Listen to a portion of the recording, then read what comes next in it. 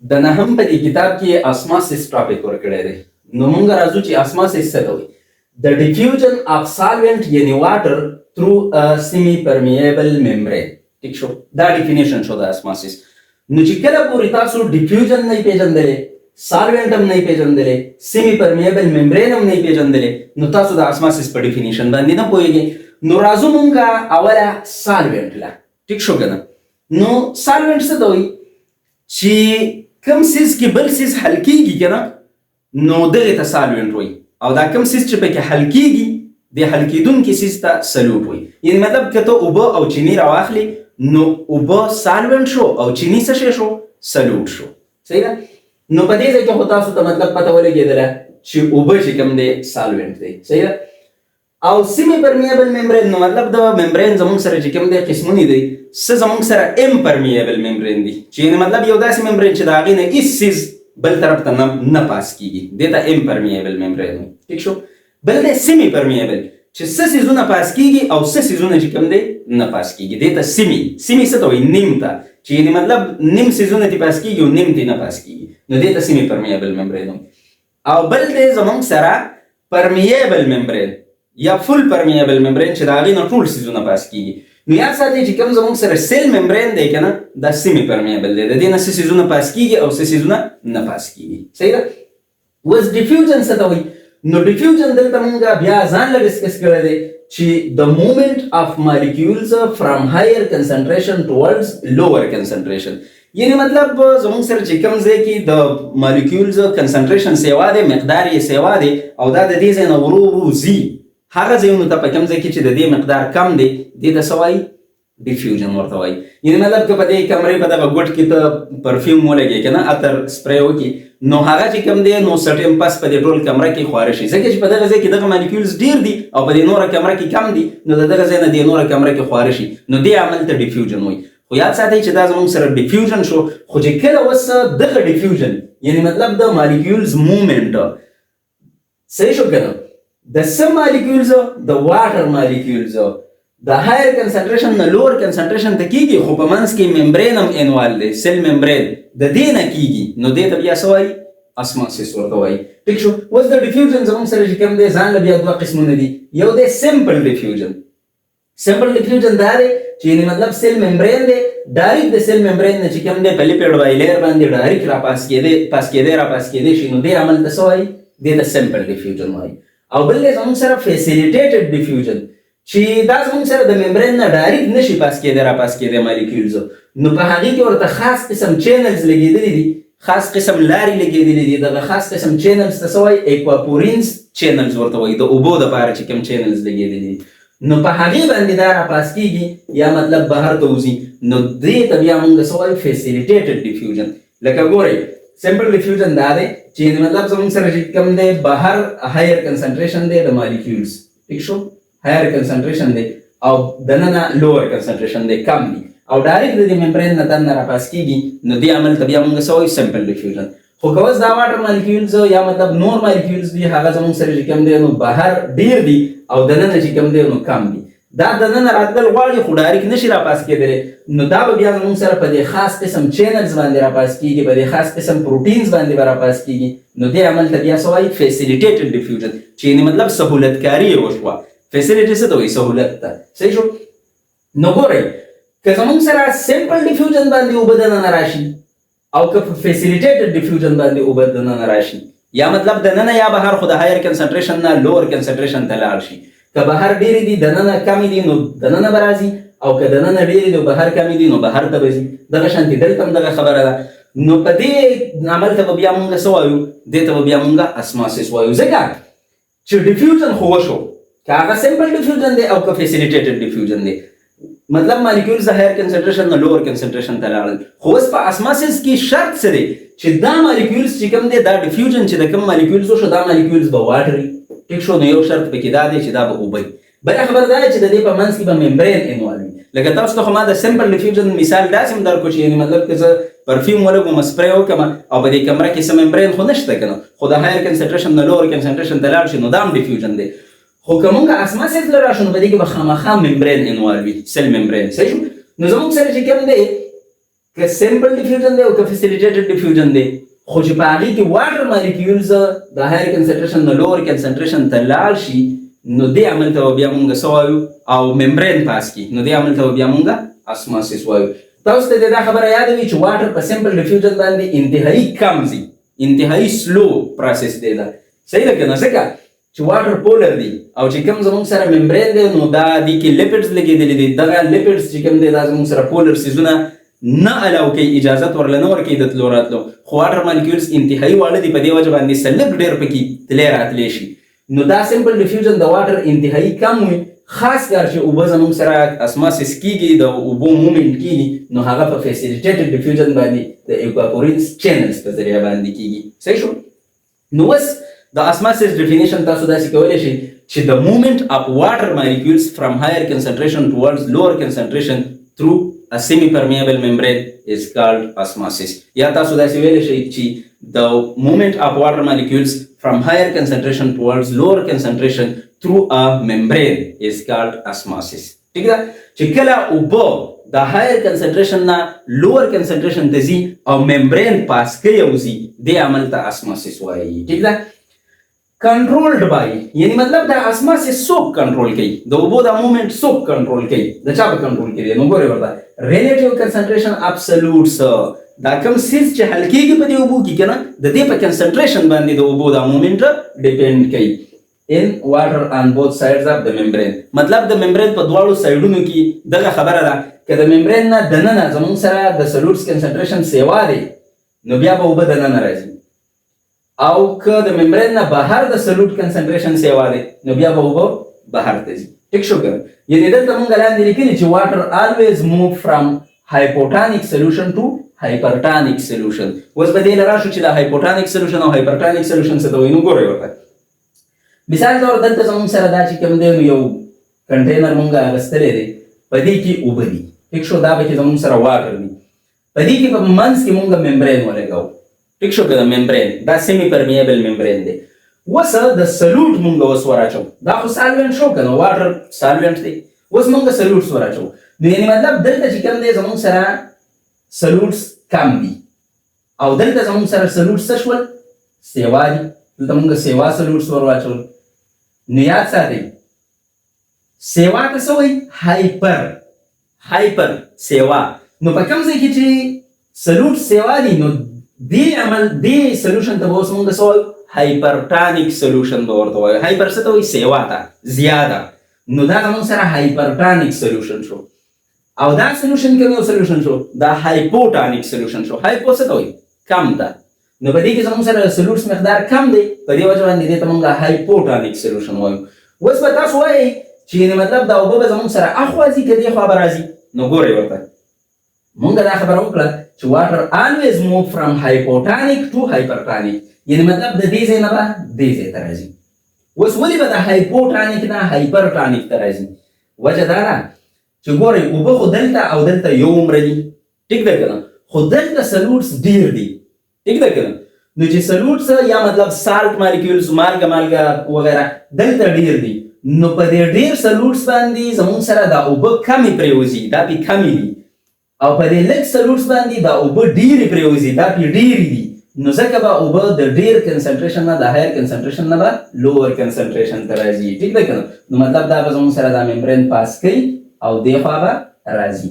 نو مونږ وایو چې د مومنٹ اف واټر مالیکیولز فرام هایر کنسنټریشن ټوورډز لوور کنسنټریشن through a semi-permeable membrane is called osmosis. اوس به تاسو وایئ چې نه که نو دلته خو ډېر دي زموږ سره، نو یاد ساتئ دلته سلوټس ډېر دي. ګورئ چې په کوم ځای کې سلوټ ډېر وي نو په هغه ځای کې زموږ سره د واټر مقدار کم وي بیا.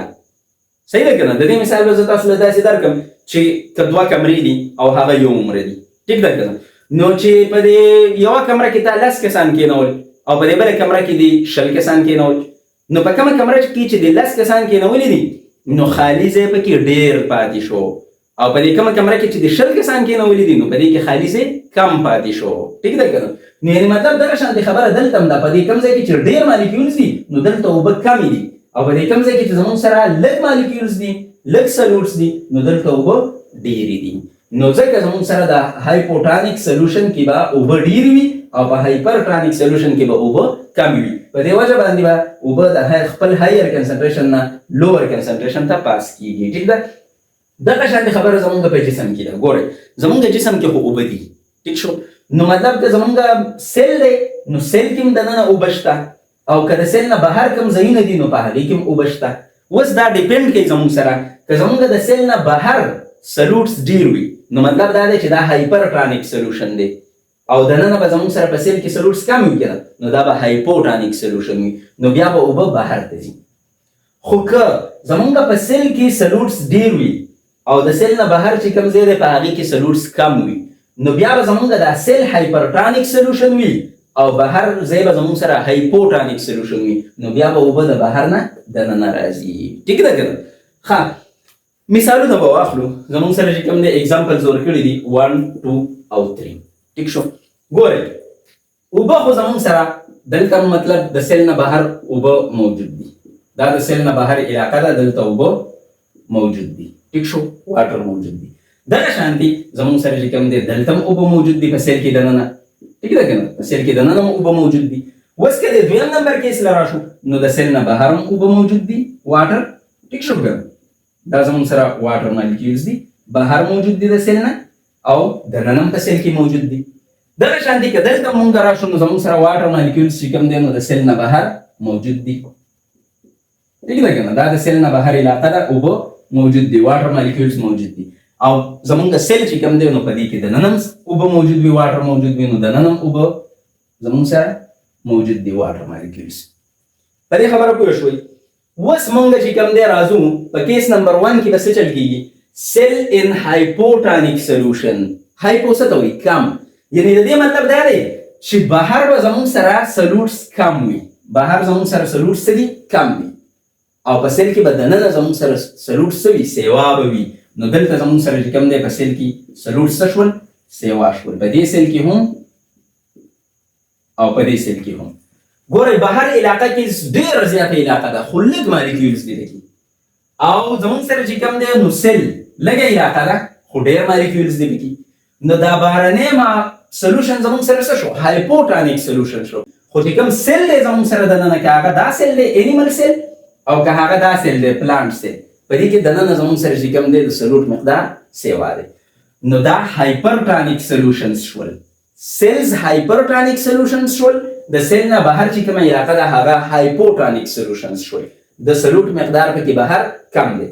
څه چل به کېږي؟ مومنټ اف واټر انسایډ. نو اوبه به دننه ځي، اوبه به دننه ځي، د هایپوټانیک نه به هایپرټانیک ته ځي. یعنې مطلب دا دی چې دلته به اوبه دننه راځي، سیل ته به اوبه دننه راځي. دغه شانتي دلته به هم زموږ سره چې کوم دی نو سیل ته اوبه دننه راځي. ټیک ده. اوس په سیل باندې به څه چل کېږي؟ سیل اوس ډیپینډ کوي که دا زموږ سره انیمل سیل دی نو سویلز اینډ مے رپچر یا برسټ یا لایسټ. ټیک ده که نه؟ یعنې مطلب که مونږ انیمل سیل واخلو نو انیمل سیل ته چې اوبه دننه راځي نو دا به سویل شي. ټیک ده که نه؟ مطلب سویلینګ به پکې وشي، اوبه به پړسېږي ورو ورو. اینډ مے رپچر او اخره کې کېدای شي چې دا رپچر شي، برسټ شي، وشلېږي، لایسټ شي. صحیح ده که نه؟ نو دا زموږ سره لایسټ یا برسټ سیل دی چې شلېدلې ده او اوبه دي چې کوم دی نو مطلب زموږ سره بهر ته راووتې واپس. صحیح ده؟ مطلب سیزونه دي بهر ته راووتل، سیل ممبرین یې وشلېدو ځکه چې دا ډېر زیات وپړسېدو. اوس که مونږ پلانټ سیل راشو نو بیکامز ټرجډ، ځکه دا به زموږ سره څه شي؟ ټرجډ به شي، ایغه نیغه به شي، وبه پړسېږي. صحیح ده که نه؟ او هارډ سیلوال د دې نه چارچاپېره تاو دی. صحیح ده که نه؟ دا سیلوال دی، دا یې سیل ممبرین دی او دا دننه به کې بیا نور څیزونه دي. نو ګورئ پلانټ سیل ته که څومره مو اوبه دننه لاړې شي نو هغه شلېږي نه، ځکه چې د هغې نه چارچاپېره سخت سیلوال موجود دی نو هغې شلېدلو له نه ورکوي. نو ګورئ دلته مونږ لیکلي چې دا ټرجډ سیل دی او دا د پلانټ سیل دپاره نارمل خبره ده، هېڅ چلم نه کېږي. صحیح ده که نه؟ بلکې د پلانټ دپاره ښه خبره ده. نو ګورئ مطلب دا دی چې که په کیس نمبر 1 کې مونږ سیل په هایپوټانیک سولوشن کې کېږدو نو اوبه به دننه ځي، اسماسیس به دننه کېږي. صحیح ده که نه؟ دویم نمبر کیس لکه مونږ راشو نو که سیل مونږ په آیسوټانیک سولوشن کې کېږدو. آیسو څه ته وایي؟ سیم ته. آیسو څه ته وایي؟ سیم، یو شان دي. نو مطلب دا دی چې بهر چې کوم اوبه دي په هغې کې چې څومره سلوټس دي که نه کم سلوټس دي کم ټیک ده که نه څومره سلوټس دي دغه شان دي زموږ سره په سیل کې دننه هم دي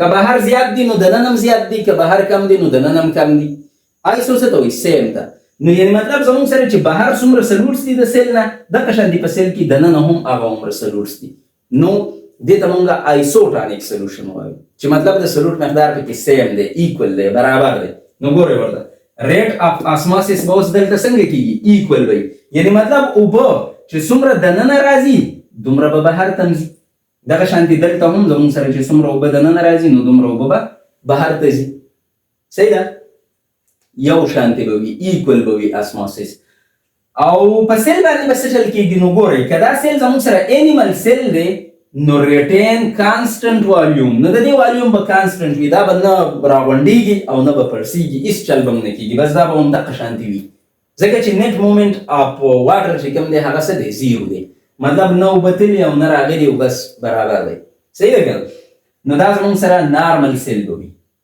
خو که مونږه پلانټ سیل که چېرته دا زموږ سره پلانټ سیل وي نو دا به فلیسیډ کېږي یعنې مطلب لوز کېږي به داسې کمزوري کېږي شانتې به لوز کېږي به نو که دا زموږ سره پلانټ سیل دی نو ګورئ بهر کې سیلوال موجود دی دننه چې کوم دی بیا زموږ سره سیل ممبرین دی نو ګورئ په دې سیل کې او په دې سیل کې به تاسو ته فرق ښکاري دا داسې پړسېدلې شانتې ده صحیح ده که نه نو مطلب دا ځایونه داسې راوتې شانتې دي دا ګوټونه یې ډېر تېره نه دي صحیح ده که نه د پړسېدلو د وجې نو دا زموږ سره ټرجډ سیل دی خو که دې ځای له راشئ دا فلیسډ سیل دی دا ګوټونه یې وتې شانتې دي صحیح ده که نه ځکه چې اوبه پکې کمې دي نو دا لږ برابر شانتې ده پړسېدلې نه ده دا برابر ده صحیح ده نو دا به زموږ سره څه وي دا به فلیسډ سیل به دې ته مونږ وایو نو uptake of water not enough دې ته به اوبه دننه دومره نه ځي چې دا وپړسېږي او نارمل سیل شي او دا سیل هم وپړسېږي او دا پلانټ هم چې کوم دی نو ایغ نیغ شي وپړسېږي نو داسې به نه وي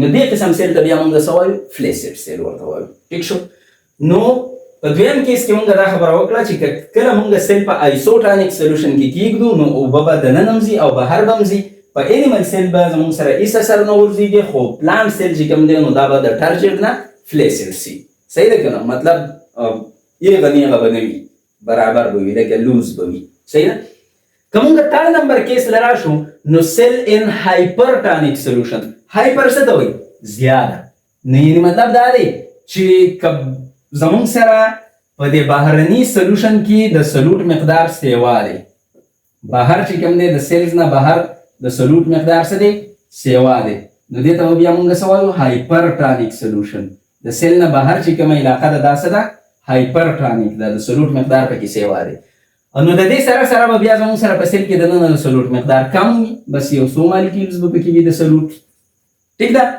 نو په دې کیس کې به زموږ سره واټر مووز آوټ اوبه به اوس بهر ته ځي اوبه به چېرته ځي بهر ته ځي آوټ به ځي دغه شانتې د دې سیل نه چې کوم دی نو اوبه به آوټ راوځي بهر ته به راوځي صحیح ده نو اوس به په سیل باندې څه چل کېږي نو دا سیل ډیپینډ کوي چې که انیمل سیل دی نو دا به شرینک کېږي راغونډېږي به ټیک ده که نه نو دې ته وګورئ دا زموږ سره انیمل سیل دی مطلب ریډ بلډ سیل چې کوم دی زموږ سره که نه آر بي سي نو دا شرینک شوی دی راغونډ شوی شانتې دی اوبه دې بهر ته وتې دي او دا داسې راغونډه شوي شانتې ده صحیح ده او دې عمل ته کرینیشن وایي صحیح ده او بل زموږ سره دی که پلانټ سیل مونږ راواخلو نو د پلانټ سیل چې کوم سایټوپلازم دی within the cell wall نو سایټوپلازم به شرینک شي within the cell wall هغه سیل وال په خپل ځای دی هغه سیل وال بهر پاتې شو خو چې کوم دننه دا سایټوپلازم دی او دا سیل ممبرین دی نو دا شرینک شوی دی راغونډ شوی شانتې دی ټیک شو که نه ځکه چې اوبه دې بهر ته وتې دي دې عمل ته څه وایي پلازمولایسیس ورته وایي ټیک شو نو اوس مونږ دلته دا خبره وکړه چې که سیل په هایپرټانیک سولوشن کې کېږدي نو د دې مطلب دا دی چې دا سیل به ورته بیا څه هایپوټانیک به وي نو مونږ دا خبره کړې ده چې واټر مووز فرام هایپوټانیک سولوشن ټو هایپرټانیک سولوشن نو مطلب د سیل نه به اوبه بهر ته وځي نو په انیمل سیل باندې به دا اثر کېږي چې دا به راغونډېږي داسې صحیح ده که نه او پلانټ سیل چې کوم دی نو په دې کې بس سایټوپلازم دننه راغونډېږي خو چې کوم سیلوال دی نو هغه به زموږ سره بهر پاتې وي هغه هم لږ شانتې داسې را دغه شوی دی خو مطلب بیا هم سخت سیلوال دی نو په ځای باندې دی داسې ډېر راغونډ شوی نه دی صحیح ده په دې مثالونو باندې امید دی چې تاسو پوه شوي یئ چې زموږ سره په کیس نمبر 1 کې هایپوټانیک سولوشن، هایپو څه ته وایي؟ لیس ته. نو یعنې مطلب بهرنی سولوشن کې به زموږ سره د سلوټ مقدار لیس وي، کم به وي. نو په سیل کې به بیا د سلوټ مقدار سیوا وي، په دې وجه باندې به اوبه د بهر نه دننه راځي. ګوره سلوټ نه دي، دا ځان ته اوبه راکاږي. پخوا په زمانه کې به دا سرمنې نه دي، سرمنې د څاروو دا سرمنې چې کله به قرباني وشوه نو دا سرمنې به بیا خرڅېدلې که نه، ډېرې ګرانې به وي. نن سبا څوک په سرمنو باندې څه نه کوي، اکثر خلک کندو مندو ته وغورځوي. خو چې کوم زموږ سره مخکې وو نو دا سرمنې قیمتي وي، نو دا به خلکو ډېر حفاظت به یې کوه ورله، او چې قرباني به یې وکړه او سرمن به یې وغوړوله نو د اوبو د راښکلو دپاره به یې په دې باندې څه چل وکړو؟ مالګې به یې پرې ودوړوله، ځکه چې مالګه څه کوي؟ اوبه راکاږي ځان طرف ته. مالګه سلوټ دی که نه، نو دا ځان ته اوبه راکاږي، دا سالوینټ ځان طرف ته راکاږي. نو ګورئ په هایپوټانیک سولوشن کې مطلب دا دی چې بهر به سلوټ کم وي او دننه به سلوټ ډېر وي، نو سلوټ ځان ته اوبه راکاږي، په دې وجه باندې به اوبه دننه ځي. دغه شانتي که زموږ سره آیسوټانیک سولوشن دی نو آیسو څه ته وایي؟ سیم ته. د دې مطلب دا دی چې دننه او بهر به سلوټ یو شانتي وي، په دې وجه باندې چې څومره اوبه دننه راښکلی کېږي دومره به بهر ته راښکلی کېږي. نو دغه قصه به دغه شانتي که مونږ هایپرټانیک سولوشن له راشو نو مطلب دا دی چې د سیل نه بهر به زموږ سره د سلوټ مقدار سیوا وي، دننه به کم وي، په دې وجه باندې سلوټ چونکې ځان ته اوبه راکاږي نو د سیل نه به اوبه بهر ته ځي. نو دا قسم عمل به کېږي زموږ سره. اوس ستاسو په دې کتاب کې ساینټیفیک انفارمیشنز ورکړي دي، نو دوی دا وایي چې کوم پلانټ سیل دی که نه، دې کې چې کله لاس اپ واټر کېږي یعنې مطلب اوبه بهر ته وځي نو ټرجیډیټي لاست کېږي. یعنې مطلب دا پلانټ دا سیل چې کوم ټرجیډ وي که نه، ایغه نیغه سیل وي نو دا به لاس شي، دا به بس برابر شي، پړسېدلې به نه وي بیا. نو دغې سیل ته بیا مونږ څه وایو؟ فلیسډ سیل ورته وایو. مونږ الریډي دلته ووایو دا فلیسډ سیل دی. نو لیوز به لیمپ شي. لیمپ څه ته وایي؟ لنګړه، ډیله، نرم. مطلب دا پاڼې به چې کوم دی نو نرمې شي، د بوټي پاڼې به نرمې شي. اینډ سټیم ډروپس. ډروپس څه ته وایي؟ نیچې هونه، جھکنا. نو مطلب دا کم دا پلانټ چې دا کومه تنه دا کم سټیم دی نو دا به داسې مړاوی شي، ډروپ به شي. ټیک شو؟ پلانټ سیل یا پلانټ چې کوم دی with reduced turgor is called wilting. دغه پلانټ سیل یا دا پلانټ سیل مطلب دا سیل خو په دې بوټي کې دي که نه، نو چې دا سیل یې زموږ سره ټرجیډیټي پکې کمه شوه که نه، دا ایغ نیغ کېدل پکې کم شو، لږ را برابر شو داسې.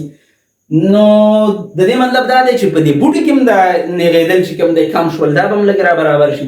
نو په دې وجه باندې دغې بوټي ته بیا مونږ څه وایو؟